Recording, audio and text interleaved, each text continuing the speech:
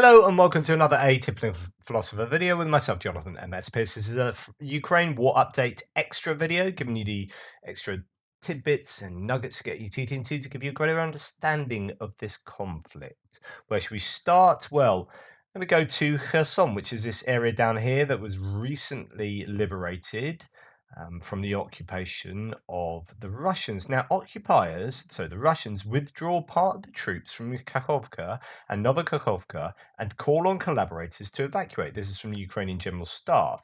So, interesting if true. Russia is redeploying individual units and withdrawing part of its troops to the area of the settlement of Nizhny Surozy.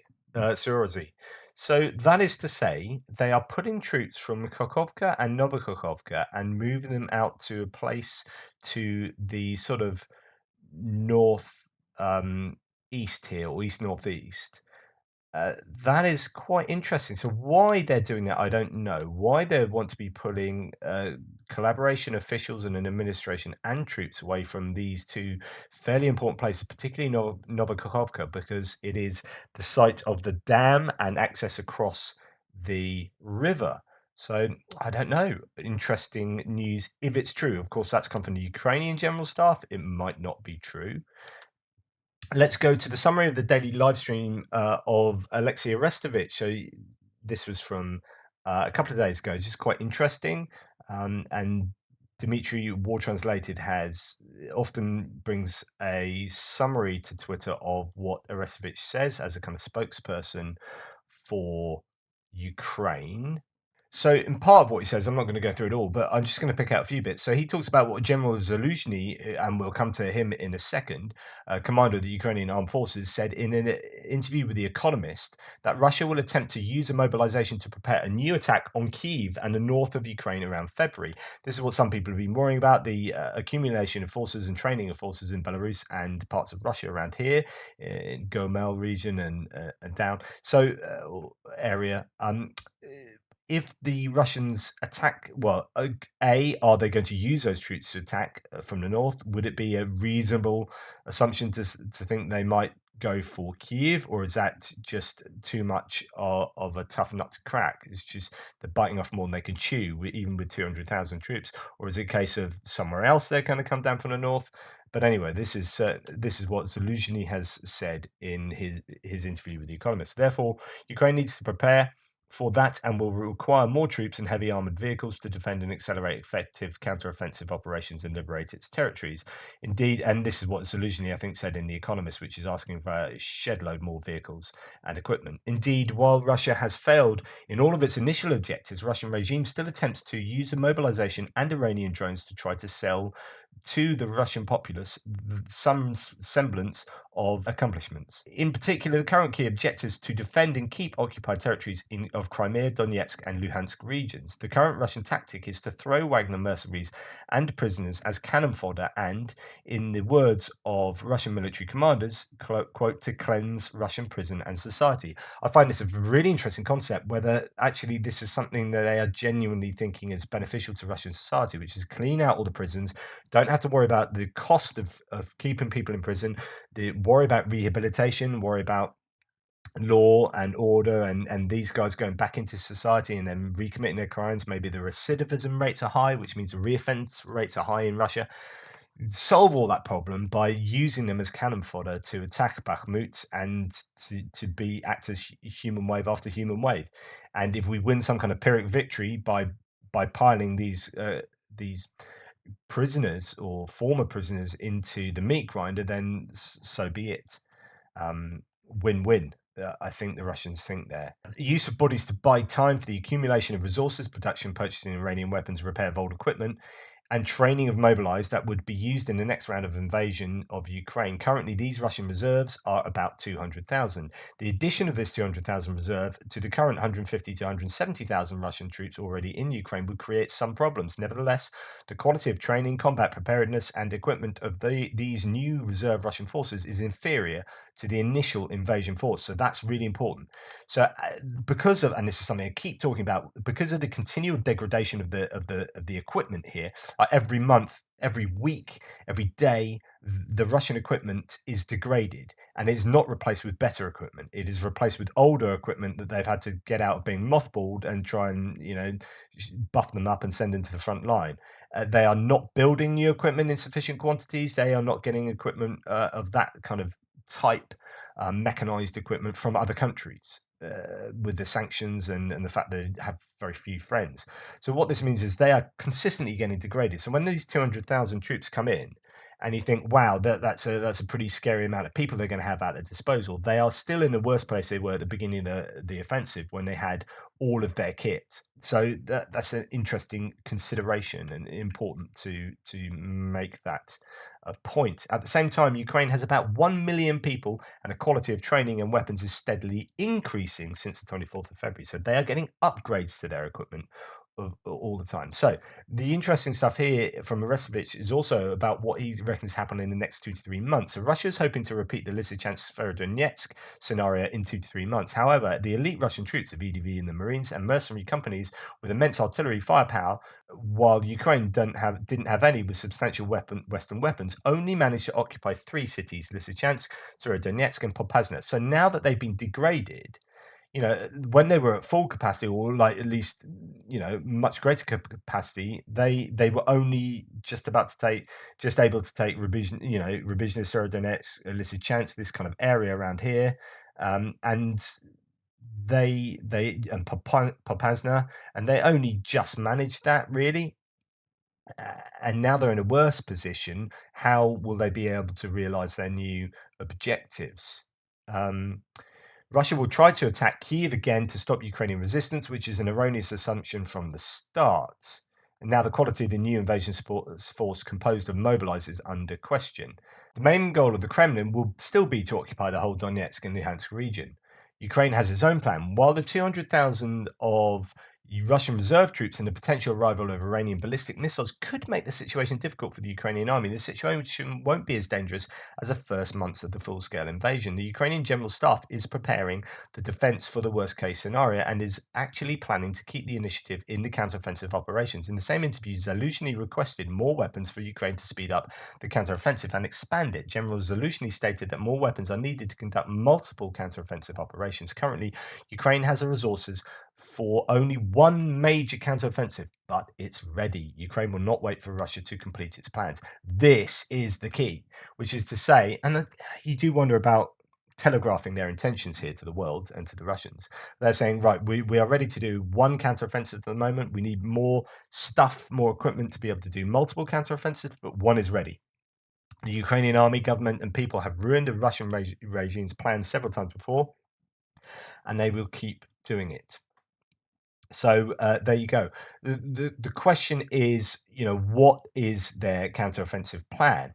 Now, this is where we go to talk about Zaluzhny himself saying that, and Zaluzhny had this interview with The Economist, as mentioned, and in that he talked about going down to Melitopol. In order to reach the borders of Crimea, the armed forces of Ukraine must cover a distance of 84 kilometers, which is a HIMARS range, to Melitopol. As for possible major attacks by the Ukrainian army, Zaluzhny noted that the military needs to advance to Zaporizhia, to Melitopol. Getting close to or capturing the city would draw Ukraine into artillery range over the land corridor to Crimea, and that is the key. Melitopol will give us full fire control over the land corridor because from Melitopol we can already shell the Crimean Isthmus. This is fascinating because he's telegraphing that to me would be what they should do, but I'm not quite sure whether they should announce that, and whether by announcing it, it means they're actually going to have their counteroffensive somewhere else. So this could be a bluff, it could be a triple bluff, who knows? But they appear to have announced that they are going to attack to Melitopol, and from around here, they will be able to get fire control over Crimea. If not the whole of it, then in some distance into it. Let's have a look at that from Google Earth to see what kind of range we can get here. So Melitopol to So this is Melitopol, Bosch. So that's about 160 kilometers. Well, HIMARS is 80. So do they mean then actually uh, more likely from land, the land area beneath Melitopol? Now we've got, the top of Crimea. We can hit the top of Crimea if we are down south from there. So, or does it also indicate that they've got things that can fire further than 84 kilometers? That is a question. Anyway, very interesting stuff. Today in Snurihivka, so this is just to the, it's basically around there. Well, it's exactly there. That's where it is on the map.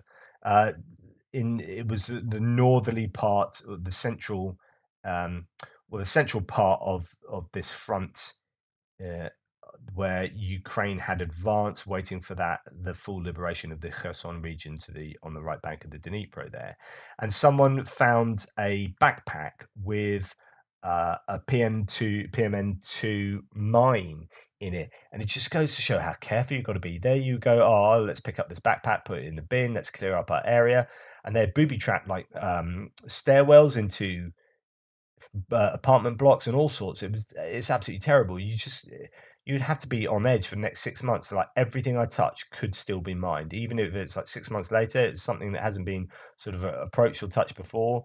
Then I need to be careful, and that must be so draining. And also so dangerous. There are people dying. There's still stories of people, up in the Kharkiv area, driving over mines with tractors and whatnot. It's just really sad. Okay, so I'm going to give you 3 quotes of the day from great YouTube commenters such as you are. Really, really love some of the excellent commentary that goes on. This is Carlos Diaz. I'm positive the US would have sent more stuff over earlier if it were not for the disaster in Afghanistan. The US generously equipped the Afghanistan army only for it to immediately crumble and the equipment be captured and paraded around. That was a massive political hit, not something they wanted to repeat in Ukraine by giving loads of stuff to them only for them to collapse and then have Russia parade it around. As we see, the better Ukraine does, the more confidence the US has had, and the more and better equipment they send. But I'm sure that you can understand how the failure of equipping the Afghanistan army had made the US apprehensive of equipping Ukraine. Brilliant. I love this. Haven't considered it before. I'm positive that has at least some impact. We've been why have they suddenly started gathering momentum? I think there's several things going on here. I think they realised that nuclear is probably not going to happen. That Putin's army is degraded to the point that they don't, in conventional warfare, offer that much of a threat. And the risk reward. I talked about this with what the Truth said because I've written an article taking into account his comments. Sorry, the Truth being a commenter, a YouTube handle, and. But there's also this aspect, which is, hey, the last time we equipped an army with a whole bunch of stuff and gave them a whole load of training, they crumbled within weeks, and that equipment went to the enemy. We don't want that to happen again. So at the beginning of this campaign, beginning of this war, they would have been really reticent to give Ukraine a bunch of stuff because everyone was predicting Ukraine to crumble within 3 days. And even when they didn't, it was like, well, it's still a matter of time. Russia are a massive army, so on and so forth. And it took 6 months before everyone started going, okay, really, like we can proper give them a whole bunch of stuff now, to the point that 9-10 months later, people are now considering fighter jets properly, main battle tanks, the whole shebang, and cruise missiles. So really, really fantastic comment there. Excellent. Thank you, Carlos Diaz. Second comment of the day, James Cotty. Was that Cottle? Oh, please don't say I've been saying Cotty all this time. Oh, it's James Cottle. God, my eyes. Sorry, James. So James Cottle says, I genuinely believe the hits behind the front lines on the rail and road lines, command centres, where the officers go and get drunk after sending the Mobics and prisoners on their merry way, or ammo dumps is driving Russia absolutely mental. Add to that the recent signs deep in Russia, whether they be partisan drone missile strikes, insurance payouts, of things exploding is not going to lessen. It hasn't been just shopping malls. I forget who posted today on Twitter, but he listed a few military production places going up in smoke over the last few months. Absolutely true. And some of them are sort of co-opted things that can make stuff, dual purpose stuff, so it can make it for the military industry as well as the commercial industry. I strongly believe Ukraine is outgunned and overall outmanned. The only leveling factors are the limited precision weapons they have and the undeniable vast intel that they have, which I imagine is fantastic satellite footage as well as some good old partisan intelligence. I know the more for weapons, and it's justified. But what doesn't get mentioned enough is the 2,000 plus satellites the US has up is monitoring and feeding as close to live back to Ukraine. Right, I talked about this months ago probably now, but actually I've forgotten I need to keep repeating stuff and you get new viewers on board, but also we forget, don't we? And I've forgotten this, that one of the most important components of the success of the Ukrainians will almost certainly be real-time intelligence.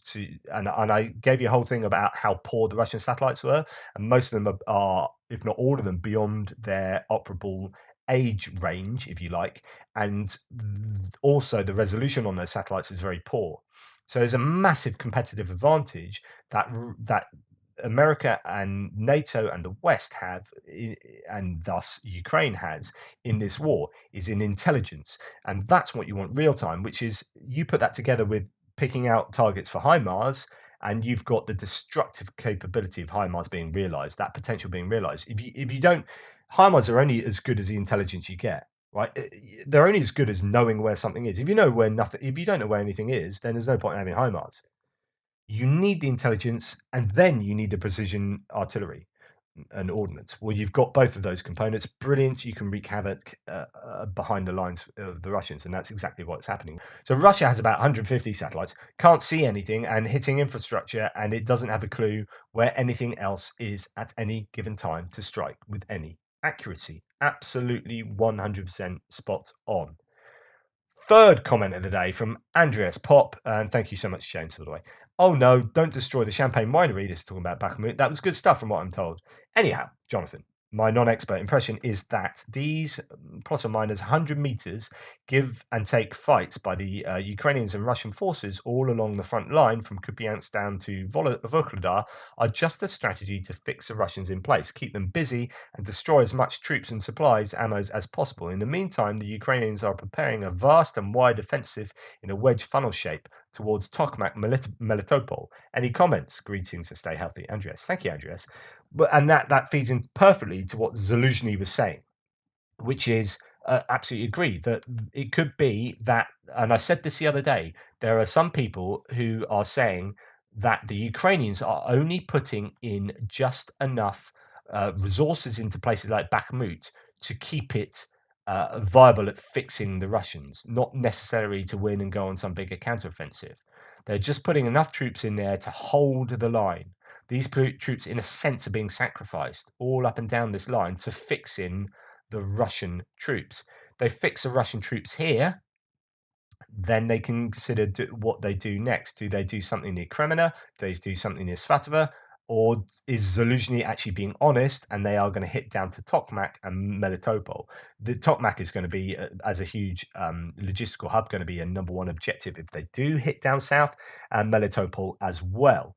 You can imagine it's going to look something like taking out, let's get the right color, taking out this kind of area there, which has, there's almost a triangle of logistics around there. And of course, that's not a triangle, it's a splodge. But the idea is you take out these logistical hubs and take Melitopol. You might not need to take Melitopol out, but just surround it or encircle it, or partially encircle it by coming down to the south and then hit Crimea from a distance. Anyway, it seems like that is a perfectly plausible consideration or objective. Andreas, thank you so much. Something completely different. This is a territorial defense force soldier who shot down, apparently, a Russian cruise missile with a machine gun. Now, maybe this is his own 15 minutes of fame, and maybe he did, maybe he didn't, who knows? But if he did, that's got to be something you're going to be proud of for the rest of your time. You'll be like, yeah, has he got a snowball there? Is he a snowball machine gunner? Just taking out, there's his gun, taking out a cruise missile with that has got to be. So you got to think, yeah, I am the man. and he gets the thanks for it. And then we see some supposed evidence of the cruise missile. There it is, so on and so forth. So hopefully that's true, and he did do that, and he's properly happy with himself. Right, last thing I'm going to talk about is Germany. Love a bit of talk about Germany. German politics is fascinating, says Philip O'Brien, who's well worth following on Twitter. Got a lot of time for him. Particularly, what is happening with the Greens. The more I study politics, the more it surprises. So this is a poll. After 43% at the beginning of November, 48% are now in favour of supplying modern battle tanks to Ukraine, while 41% are against. In November, it's 47%. So that's shifting. The delivery of support is supported particularly frequently by Green Party supporters. Right. So the Green Party and the SPT are basically more socialist, left-leaning, but it turns out that they are overwhelmingly more in support of the war, and in this case, should Ukraine be receiving modern battle tanks? Soll Deutschland der Ukraine moderne Kampfpanzer liefern? I probably got that completely wrong, but that's the question. And it seems like, okay, the Christian Democrats are sort of centrist, centre right, maybe, do support it a bit, but the left appears to be overwhelmingly in support here. Now, what's interesting is AFD, which is the equivalent of UKIP, equivalent of maybe your MAGA Republicans to some extent. I know some of you are, but I'm just trying to give you a kind of understanding of who they are. So they're your further over to the right. And in fact, they're involved in a QAnon style attempted coup. Like, not they were, but one of their, I think, politicians was involved, and some really bizarre stuff. And there was a mass raid the other week or last week where 25 people were arrested, and it was all very controversial. But anyway, point is that you would think maybe the left would be anti-war and the right would be hawkish and pro-war, and it doesn't seem to be the case across this across the political spectrum. It appears that the left appear to be more pro-Ukraine, Ukraine, and more pro-supporting Ukraine with military hardware, and the right are less so. But anyway, someone from Germany can give me greater understanding of that. My guess, it might have something to do with the young as well, the idealistic young, who don't really have the knowledge of the Cold War, don't really have the knowledge about war in general from earlier eras, and are thinking more idealistically in terms of, hey, Ukraine have been uh, the Russia, the aggressors here, clear aggressors. Ukraine have been kind of bullied. Let's support Ukraine, and it's kind of that much more of a idealistic moral stance. Maybe if you have predominantly younger people in the Green Party and in the SPD, but I don't know if that's particularly true. Certainly with the SPD. Anyway, let me know what you think. Thank you so much for hanging out. Please like, subscribe, and share. I really appreciate all the help I get and all the support. Things like buy me a coffee. Thanks to those who have bought me coffees. Really appreciate that. Some people are very generous. It's all down in the description below, and PayPal and all that. But if you do disagree with me, please do it respectfully. I've got a whole video coming out on Elon Musk, because I know you want me to talk about him. So what happened is, yesterday in my Ukraine Extra video, I did a tiny bit on Elon Musk, and loads of people piled in who are big fans of Elon Musk, and I wanted to unpick that. And I also wanted to set the record straight on loads of claims, because there were just loads of factually incorrect claims that were made. And so I've hopefully settled that one, or at least to my satisfaction. But whether it be to your satisfaction, you can let me know. And why is it that people get really irate when people they like are criticised? What is it about? Is it that they represent themselves, these other people, as part of their own identity, and therefore any criticism on them, do you wholesale take them into your identity, and therefore criticism on them is criticism on you, and therefore you need to fight back with that? Is that what's going on? Anyway, just trying to unpick some of that, and also a little bit about Trump's involvement in Ukraine as well, and why that's been fairly controversial. But yeah, please check that out. That should come out later. In the meantime, thanks so much, and toodle pips.